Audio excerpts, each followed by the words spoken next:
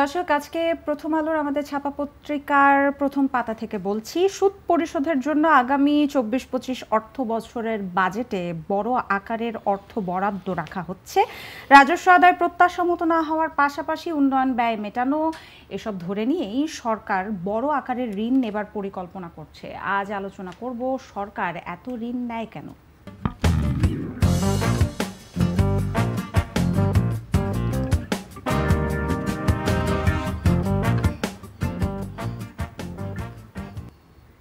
স্বাগত প্রথম আলোর আয়োজন বার্তা কক্ষ থেকে, সাথে আছে আমি নিকিতা নন্দিনী। দর্শক, বার্তা কক্ষ থেকে আজ আমার সাথে আছেন প্রথম আলোর বিশেষ প্রতিনিধি ফখরুল ইসলাম। ফখরুল ভাই, আপনাকে স্বাগত জানাচ্ছি। দর্শকদের শুরুতেই আসলে আমাদের ছাপা পত্রিকার প্রথম পাতায় আপনার যে প্রতিবেদনটি এসছে সেটির কিছু অংশ পড়ে শোনাচ্ছিলাম।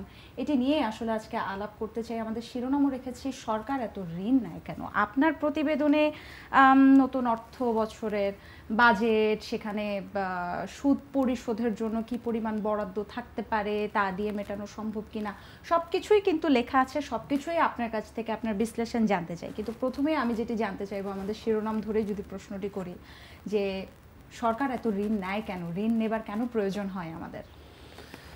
ধন্যবাদ আপনাকে। সেটা হচ্ছে, আমরা যদি আমাদের নিজেদের মতো করে যদি বলি, একটা পরিবারের কথা যদি বলি, বাজেটটা কি, মানে আমি যেমন আমার পরিবারের একটা বাজেট করি, সেরকম সরকারও তো এক বছরের জন্য, সরকারও একটা, বাংলাদেশটা তো একটা পরিবার, সরকারের জন্য এক বছরের জন্য একটা বাজেট করে। সেই বাজেটে আমরা যেমন ব্যক্তিগত কারণে অনেক সময় ঋণ নেই। ঋণটা নেই কেন? আমরা যখন কুলোতে পারি না, আমার নিজের আয়ে যখন আমি আর চলতে পারি না, তখনই তো ঋণ নেওয়ার প্রশ্নটা আসে। সরকারের ক্ষেত্রেও তাই। অস্বাভাবিক না, এটা একটা স্বাভাবিক ঘটনা, একটা সাধারণ ঘটনা। বাংলাদেশের মতো দেশগুলো, যারা পৃথিবীতে যত সব দেশ আছে, সবারই এরকম বাজেট করার ক্ষেত্রে একটা ঋণের একটা অংশ থাকেই। আর ঋণ যেহেতু নিতে হয়, ঋণের সুদও দিতে হয়, সুদ বাবদ একটা বরাদ্দ বাজেটে রাখতে হয়। তো সাধারণত ঋণ নেওয়া হয় স্বল্প সময় এবং লম্বা সময়ের জন্য। সাধারণত বিদেশি ঋণ যেগুলো, সেগুলো একটু লম্বা সময়ের জন্য হয়, 15 বছর, 10 বছর, 20 বছর, 40 বছরও আছে এরকম। তো সেক্ষেত্রে ঋণটা যখন লম্বা সময়ের জন্য নিতে হয়, সেটা কিন্তু প্রতি বছর এটা সুদটা গুনতে হয়, এবং সুদটা যেহেতু গুনতে হয়, সেটার জন্য বাজেটের প্রতি বছর একটা বরাদ্দ রাখতে হয়। তো ঋণ এত, আপনার প্রশ্ন ছিল যে ঋণ এত নেয় কেন। ঋণ এত নেয়, এত মানে প্রশ্ন হচ্ছে যে তাহলে ঋণ আমাদের আগামী অর্থ বছরের জন্য যেটা পরিকল্পনা করা হচ্ছে, প্রায় 1.25 লাখ কোটি টাকা, সেটা তো বেশি কিনা। তো ইন এ সেন্স সেটা বেশি, কারণ বাংলাদেশের মতো দেশের অর্থনীতির যে অবস্থা, সেখানে আমাদের সবচেয়ে বেশি যেটা কম, সেটা হচ্ছে রাজস্ব আয় সংগ্রহ করা। সেই রাজস্ব আয় সংগ্রহের দিক থেকে আমাদের সক্ষমতার ঘাটতি আছে, বা কোনো কারণে আমরা সেটা পারছি না। আমরা মানে এই বদনাম, এই দুর্নাম আমাদের মানে প্রতি বছরেই বিশেষজ্ঞদের কাছ থেকে, ইকোনমিস্টদের কাছ থেকে, ইন্টারন্যাশনাল অর্গানাইজেশনগুলোর কাছ থেকে আমাদের শুনতে হয়। মানে যেটাকে বলা হয় যে কর জিডিপি রেশিও, মানে কর জিডিপির হার, অর্থাৎ জিডিপির আকারের তুলনায় কর সংগ্রহের পরিমাণের যে হার, সেটা আমাদের মানে মোটামুটি একদম লজ্জাজনক হারেই আছি আমরা, প্রায় 7-8% মতো, যেটা আমাদের চেয়েও কম উন্নত দেশগুলোর এর চেয়ে বেশি আছে। ইভেন আমাদের প্রতিবেশী দেশগুলোর প্রায় সবারই আমাদের চেয়ে কর জিডিপি হার বেশি আছে। তো আমাদের যেহেতু রাজস্ব সংগ্রহের পরিমাণটা কম, এবং প্রতি বছর একটা বাজেট যখন আসে, সেই বাজেটটা যখন করতে হয়, তখন হচ্ছে যে এই ঋণের একটা পার্ট রাখতে হয়, মানে সেটা আমাদের মোটামুটি বড়ই রাখতে হয়, এবং দেশি এবং বিদেশি দুই ঋণের অংশ হিসেবে। দেশিটা হচ্ছে যে মূলত ব্যাংক ব্যবস্থা থেকে নেওয়া হয়, নন ব্যাংকের মধ্যে থাকে হচ্ছে সঞ্চয়পত্র। তো সঞ্চয়পত্র থেকে এই যাবৎ মানে যত সঞ্চয়পত্র থেকে ঋণ নেওয়া, মানে যে সঞ্চয়পত্র গভর্নমেন্ট বিক্রি করে, মানুষ সেখানে মানে বিনিয়োগ করে। তো মানুষ যখন বিনিয়োগ করে, সেটার এগেনস্টে মানুষকে সুদ দিতে হয়। সুদকে যদিও মুনাফা বলা হয়, আর একটা সেন্সে যারা এই সুদটা নেয়, তারা যদিও সুদ বলতে রাজি না, তারা মুনাফা বলে থাকে। তো সরকারের জন্য এটা আবার সুদ, সেই সুদটা যেহেতু দিতে হয়, সেটার জন্য একটা বরাদ্দ রাখতে হয়। আর বিদেশি ঋণের সুদটা একটু কম থাকে কম্পারেটিভলি, একটু লম্বা সময়ের জন্য নেওয়া হয়। এই জন্য এক ধরনের বিশেষজ্ঞ বলেও থাকেন, সবসময় বিদেশি ঋণ নেওয়াটাই বেটার, কারণ এটা একটু সস্তা তুলনামূলক, সুদ ব্যয়টা একটু কম হয়। আর আমাদের যে দেশি ঋণ বা অভ্যন্তরীণ ঋণের সুদ একটু বেশি, এখন তো আরও বেশি, যেটা একসময় 9-6 ছিল, সেটা তো সেই জায়গা থেকে আমরা বেরিয়ে এখন বাজার ভিত্তিক সুদ ব্যবস্থা চালু হয়েছে, মানে মাসখানেক হলো, এই মাসেই হয়েছে। তো সেই ক্ষেত্রে আমরা দেখতে পাচ্ছি যে সুদের হার প্রায় 14-15 ইভেন 17% পর্যন্ত উঠে গেছে। সেক্ষেত্রে গভর্নমেন্ট যখন এই যে ব্যাংক থেকে ঋণ নেবে, তো সেইটা প্রায় ওই যে এই বাজার ভিত্তিক ব্যবস্থার মাধ্যমেই সেটা নিতে হবে, এবং সেই সুদ বেটা কিন্তু প্রায় গতবারের তুলনায় অনেক বেড়ে যাবে আগামী অর্থ বছরে।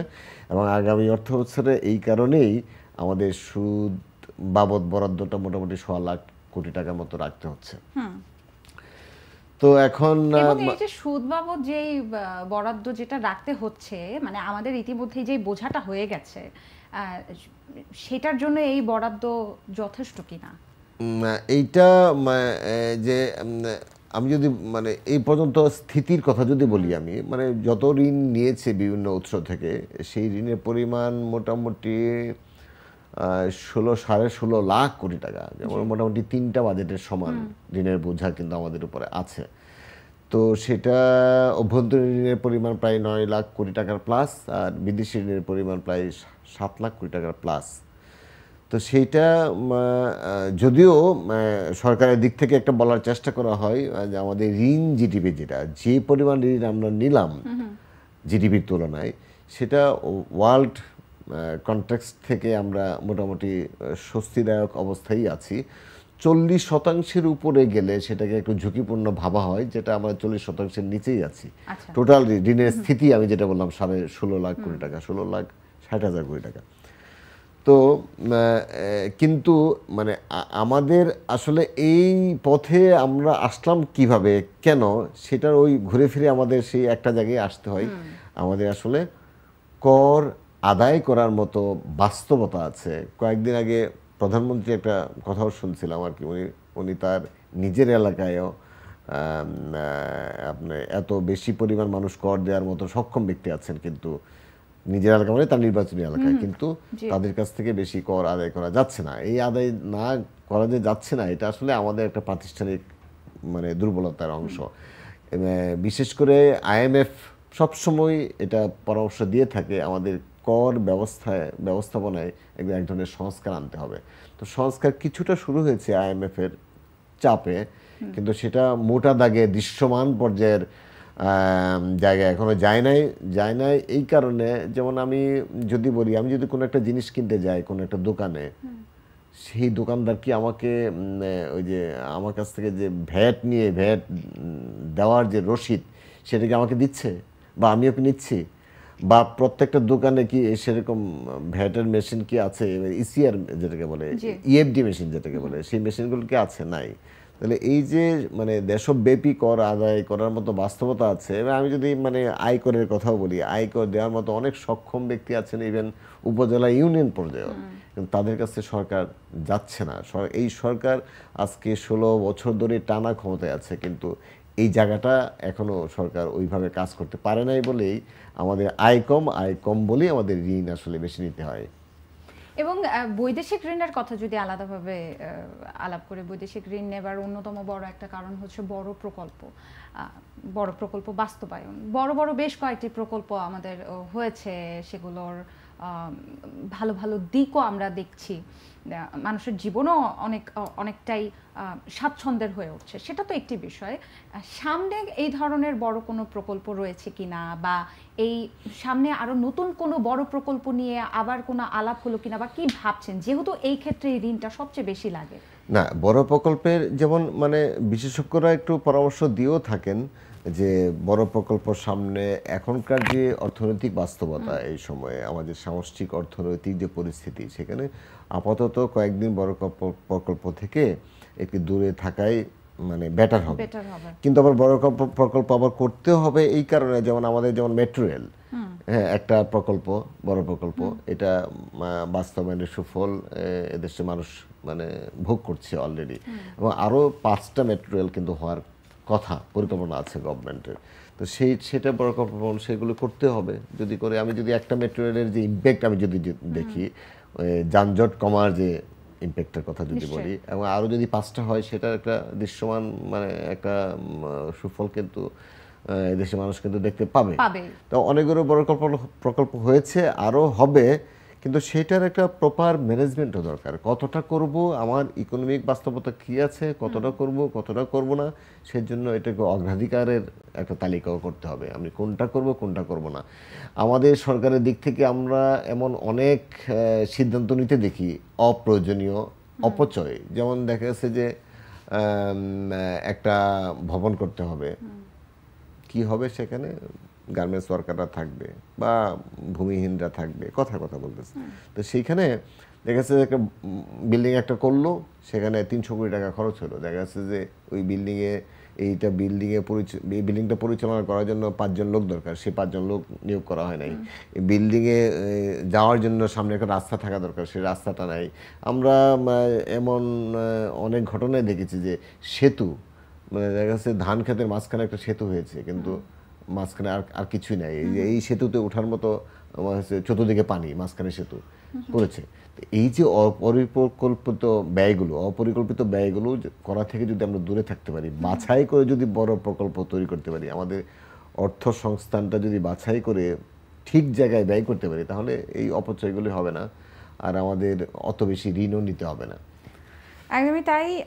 সবশেষে যেটি জানতে চাইবো যে 6 জুন আমরা বাজেট ঘোষণা হবে এবং বাজেট উপস্থাপন হবে, এবং সেখানে নতুন কোনো কিছু আসবার সম্ভাবনা রয়েছে কিনা। এবং একই সাথে ফখরুল ভাই, সবসময় না যে কোনো সমস্যা নিয়ে আমরা যখন আলাপ করি, আমরা কিন্তু এই যে পরিকল্পনার অভাব বা বাস্তবায়নের ক্ষেত্রে দেখা যায় যে পদক্ষেপগুলো নেওয়ার ক্ষেত্রে একটু ঘাটতি রয়ে যায়। এই বিষয়গুলোকে, এটা কিন্তু আমি যে কোনো একটা নির্দিষ্ট ক্ষেত্রে না, মোটামুটি দেখা যায় যে বেশিরভাগ ক্ষেত্রে এরকমটা হয়। তো এই পরিকল্পনা বা বাস্তবায়ন, এই দুটোকে একসাথে সিঙ্ক করার জন্য কি আলাদাভাবে কোনো পদক্ষেপ নেওয়ার কথা বলা হয়, বা এরকম কিছু কি আমরা জানতে পেরেছি?